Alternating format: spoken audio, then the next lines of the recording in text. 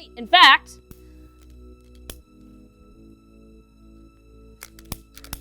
yeah!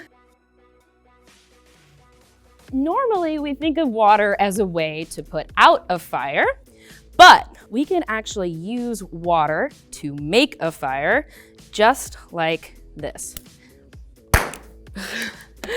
So how in the world is this happening? Well, it turns out that water is a very special molecule made up of two elements, hydrogen and oxygen. Even though water molecules overall have a neutral charge, the hydrogen atoms in a water molecule are positively charged, and the oxygen atom is negatively charged, so they cancel each other out. When I run electricity through this water, 13.5 volts of it, I actually cause these two electrodes up here to become charged. This red electrode becomes positively charged, and we call that the cathode. And therefore, this black electrode becomes negatively charged, and we call that the anode. In science, there's a phrase that says opposites attract.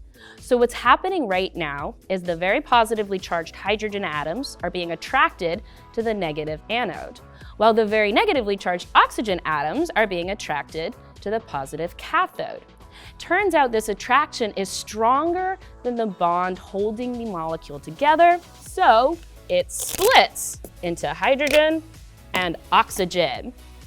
You might notice bubbles. These are gas bubbles of hydrogen and oxygen. And they're being funneled through my tube into this cup of soapy water. And what do hydrogen and oxygen love to do when they get close to a flame?